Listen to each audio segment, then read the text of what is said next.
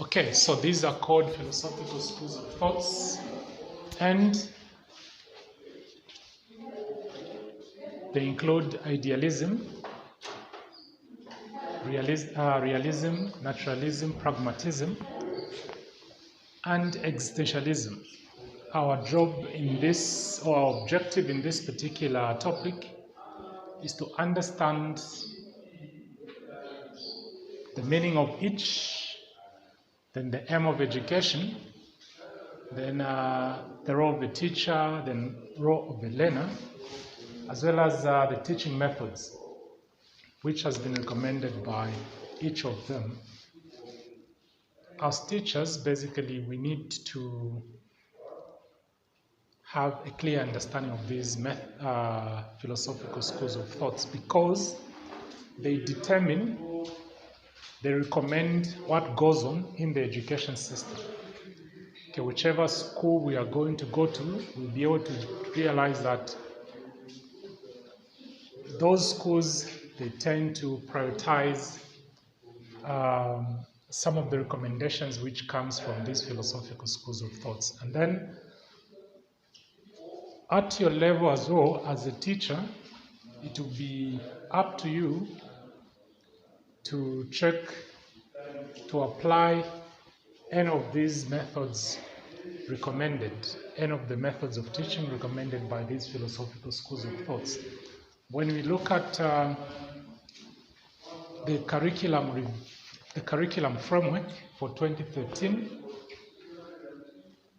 that is what they call the competence-based curriculum. Almost the most recent curriculum policy document for Zambia. Okay, it is the 2013 curriculum framework. Find time to read it. In that particular curriculum review, they have recommended the methods of teaching and learning. And some of those methods of teaching and learning, let me try to show you what some of them which they have recommended. They have recommended, demonstrations to be used. Demonstrations, they have recommended project method. They have recommended role play. They have recommended debates as some of the teaching methods which teachers in Zambia should be using. Okay, now, why have they come up with this? So we're going to see that all these have been the recommended methods of teaching and learning from the philosophical schools of thoughts. Okay, to begin with, we have idealism. We did say idealism was it is a philosophy which presents that ideas are the most important. Ideas are the most important, which teachers should help learners acquire. Okay, ideas are the most important things. Okay, in fact, the question which these two philosophical schools were trying to answer, I think even this, that is idealism, realism, and naturalism. The question they wanted to answer is, what is the most important thing? What is the ultimate nature of reality? What is it that does not change? What is it that remains when everything changes? Okay, so idealists, through Plato, were of the view that ideas are the most important elements, and hence they should be the ones to be taught in schools. Okay, what does that tell you?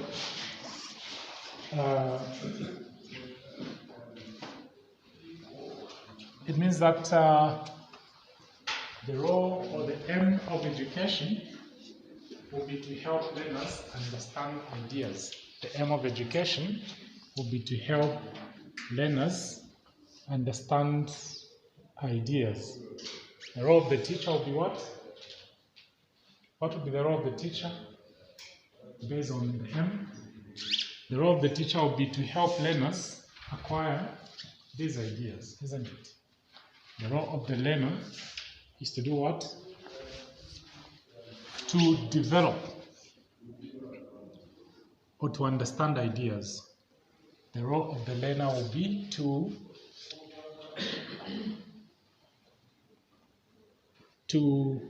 accumulate as many ideas as possible. Okay. Then the teaching methods for idealism, based on this, they say they recommend what? Is it dialogue?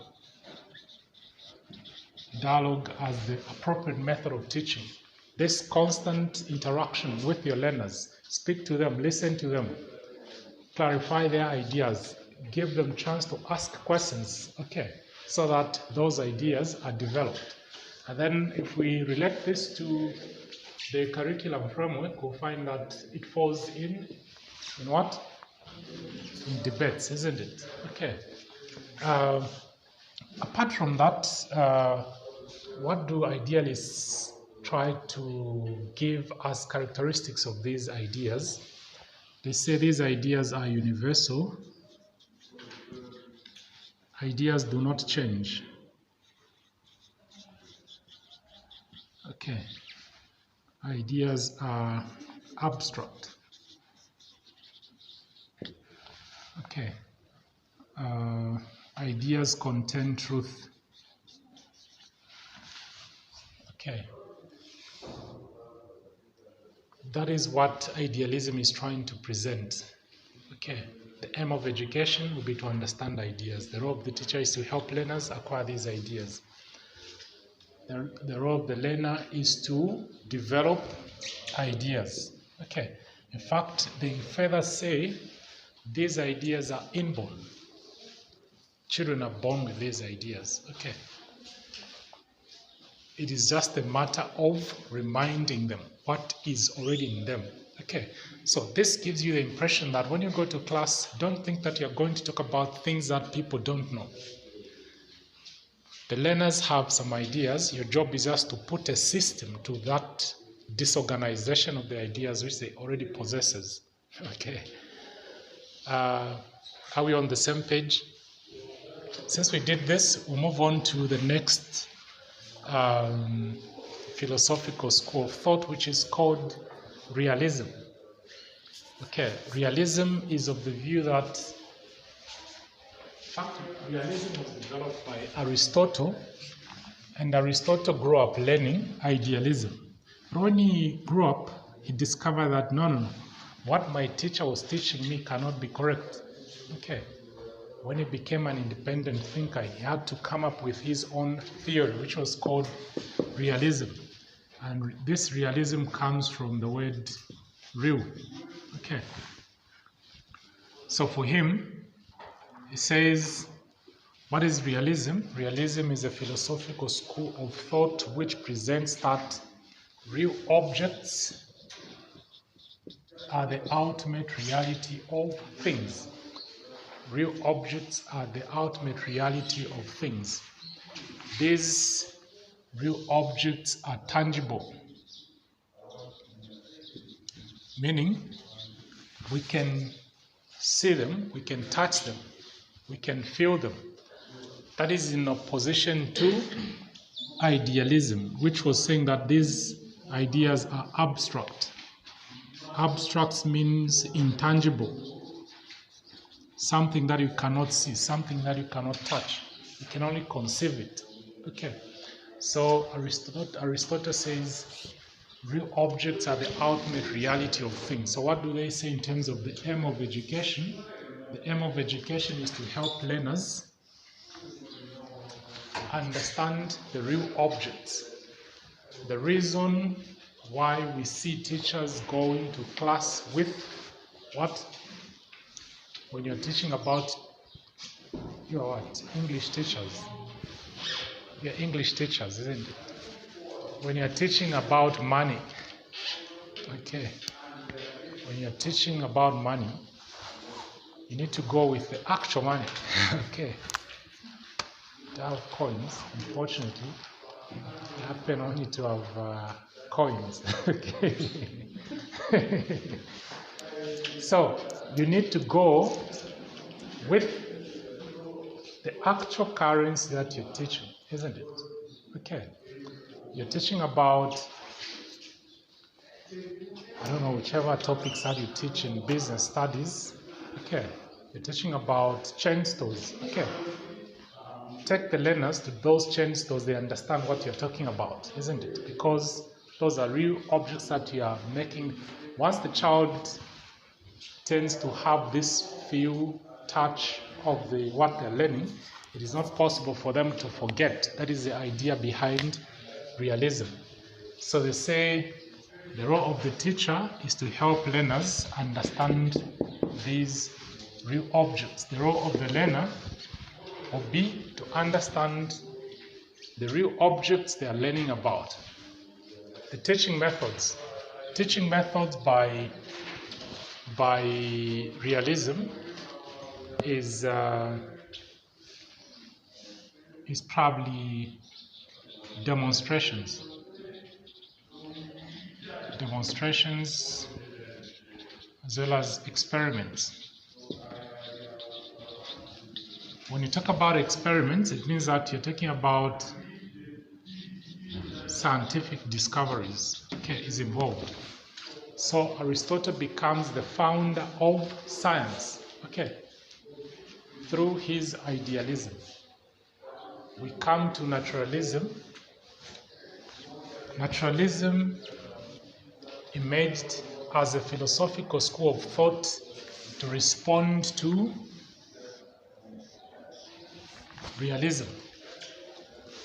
Okay, what is the meaning of naturalism? Naturalism is a philosophical school of thought which presents that nature is the ultimate reality of things. Okay, nature. Okay, so you see how we are moving. Ideas, real objects to nature. Okay, so for naturalists, we're going to see some similarities with aspects of realism.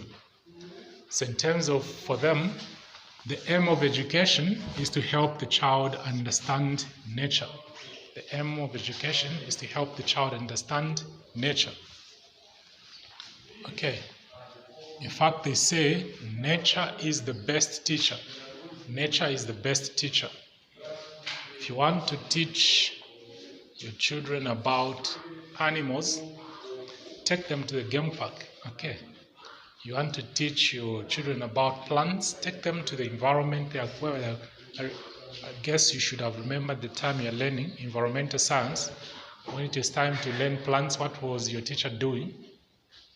Taking you outside the class, isn't it? For you to go and experience the real plants that he or she is talking about.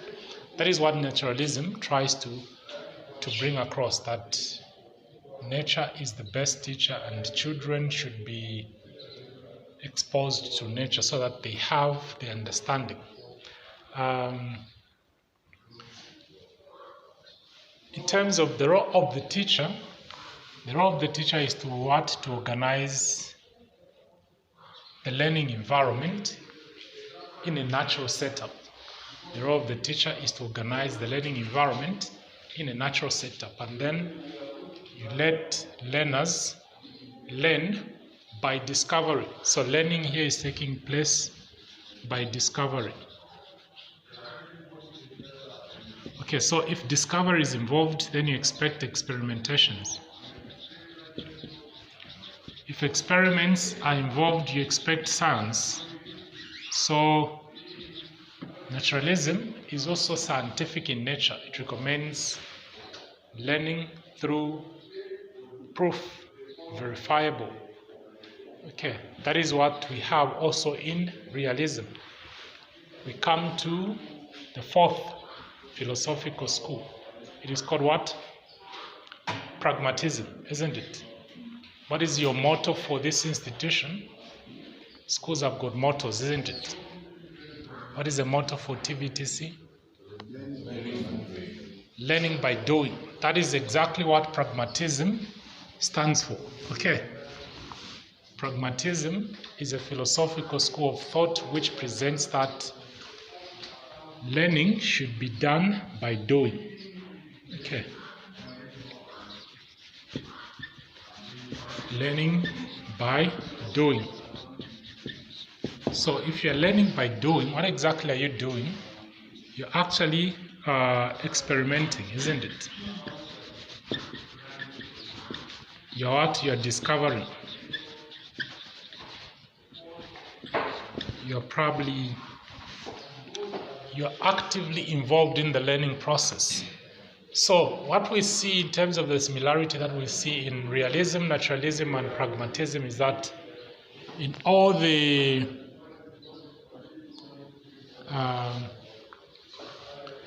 probably here is active participation. Active participation by the learner. Okay. Also here there is also active participation. This active participation is what is called learner-centered method of learning. Okay.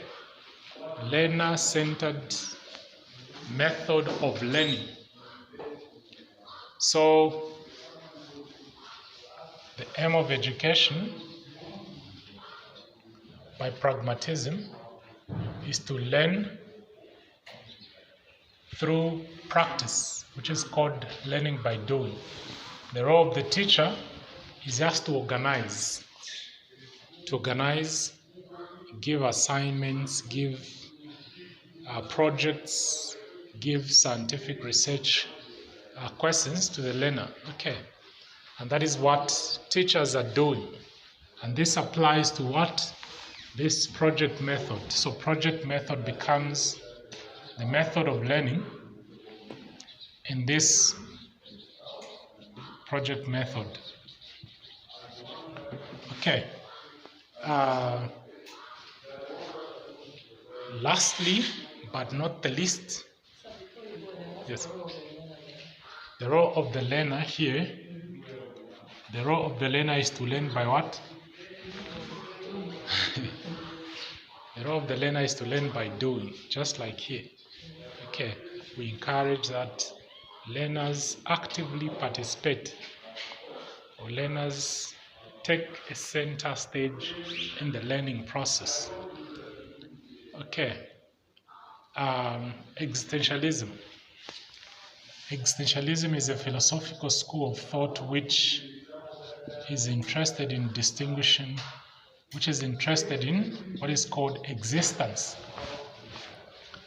Existence is the most important concept in existentialism. It says existence precedes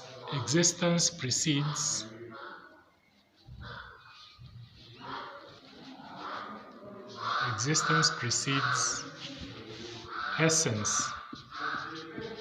Okay, what does this statement mean? Existence is more important than the essence. Okay.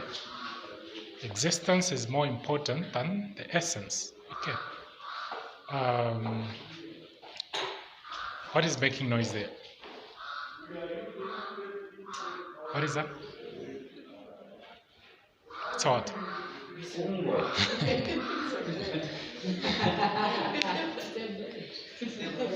That is a bed, isn't it?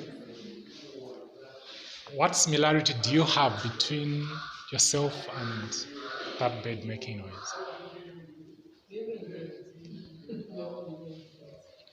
Living beings, isn't it?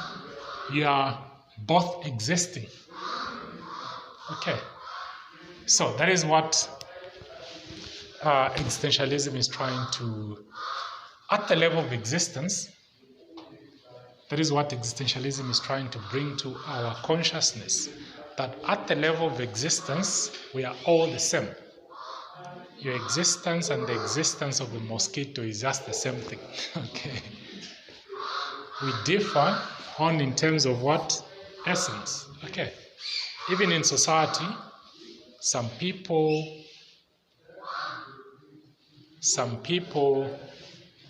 claim they are more important than others, isn't it? But at the level of existence, we are all human beings. Okay. Isn't it? But we have the lower class, the upper class, the middle class. At the level of essence, they are different, isn't it? But when it comes to existence, we are all human beings, isn't it? So, the most important concept in existentialism is consciousness.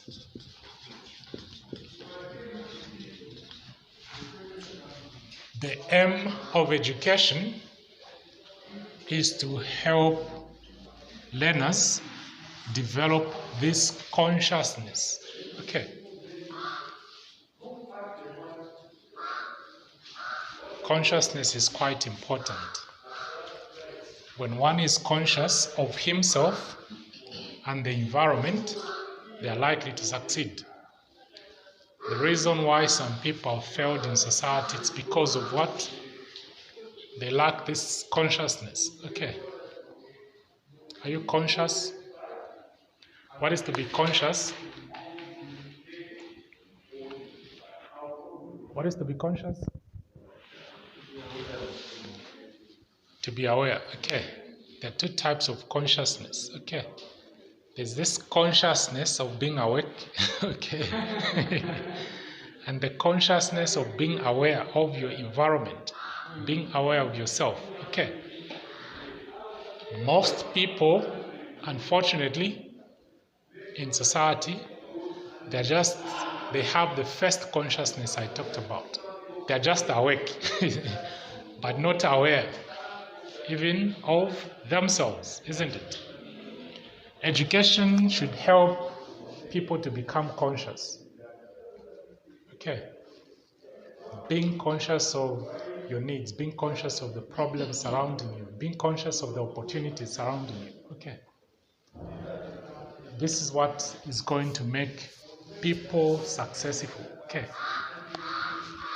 So the whole entire project of taking a child to school from preschool to university level is just about developing their what? Consciousness. The reason in our society,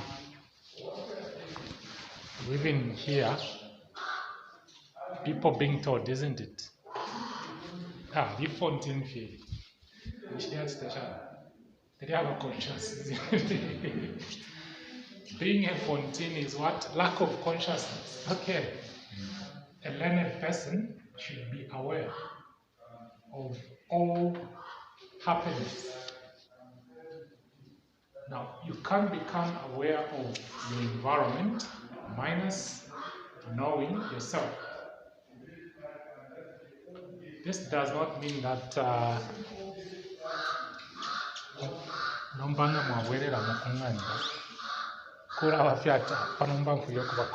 no.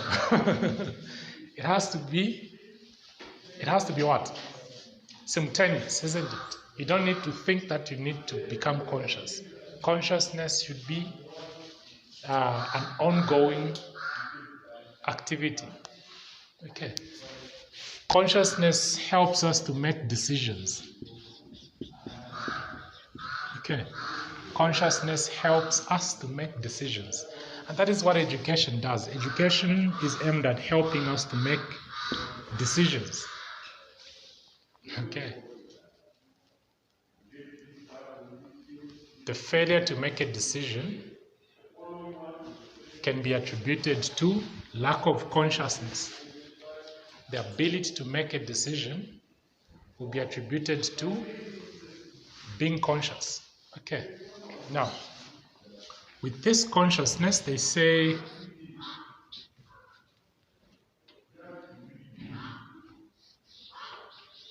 at the center of this consciousness there is freedom. Okay. Existentialism emphasizes freedom in education.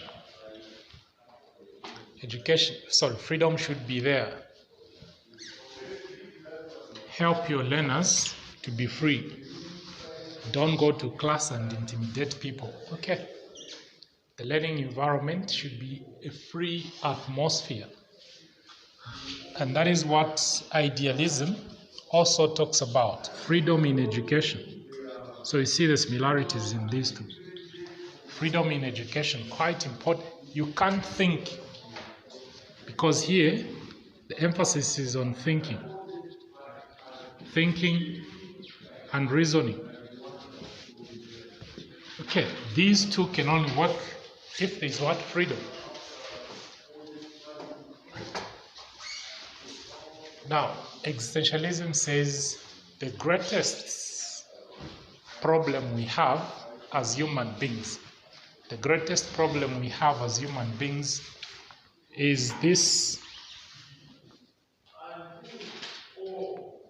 the right to freedom. Freedom to choose. Okay, that is the greatest problem that we have. People choose to succeed, people choose to fail. Okay. Education should help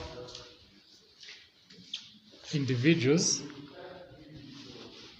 to develop this freedom to make decisions. What is that supposed to mean? It means that your mind opens up with education. And that is what we expect of you as teachers, to help your learners develop the ability to decide, the ability to be conscious, the ability to be aware of their environment, the ability to be aware of their limitations in terms of what they can do and what they cannot do. Okay. So this is in summary about these philosophical schools of thoughts. Unless we have any questions arising. Yes, sir. I wasn't there when we were explaining idealism. So, quite popularly, a group of philosophies that assert that reality is dependent upon the mind rather than dependent on the mind. Okay, great. We said the birth of idealism and realism, as well as naturalism, they are as a result of philosophers trying to answer a question: what is the ultimate nature of reality? What is the ultimate nature of reality? What is it that is important than anything else, which should be understood, which should explain truth? Okay. It is from that question where the answer by idealists say ideas are the most important of everything. Okay, which should also be emphasized in school. Learners should acquire ideas, because your ideas will interpret your environment. Okay, your world is dependent on the ideas that you have. Okay. Those ideas are in our minds. That's according to idealism. They are saying these ideas are inborn. Children are born with these ideas. Your job as a teacher is just to help. Okay, fine. A child is born with ideas, but these ideas are in a confused state. They are dwindled. Your job as a teacher is to go and put a system to have these ideas arranged in order. Okay. So that the child can think straight. Okay. That is what the school does. The school goes to what? To work on these ideas which are already in the child, to make them straight, so that the person can be. That is what idealism is saying. realism comes in and says, no, Plato and these people are lying. Ideas cannot be inborn. Ideas cannot be the most important things. The most important things are real objects. Real objects which are tangible. These are physical, we can touch them, we can feel them, we can experiment on them. They contain the truth. If ideas contains the truth, if objects contains the truth, then the mind is blank at birth. A child is born as a tabula rasa.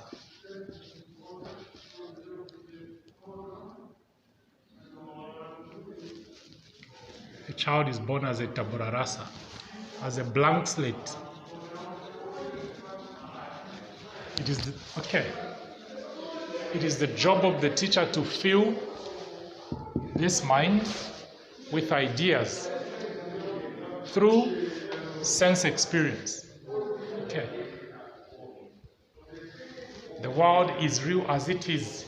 The existence of this table does not depend on you. That is what realism is saying. The existence of this table depends on itself. Okay. What are you calling this? What are you calling this? It's a question. Anyone can answer. What is this you're sitting on? It's a furniture. Okay. Why is it a furniture? Is it a furniture because of its nature, or it becomes a furniture because of the idea that you're attributing to it? That is a question which these philosophers are trying to address. So realists will say the fact that this is a furniture does not depend on your idea. Even if you did not know it, it would still have been a furniture. Idealists will say what is making this to be a furniture is because of the ideas of furniture that you have. Okay.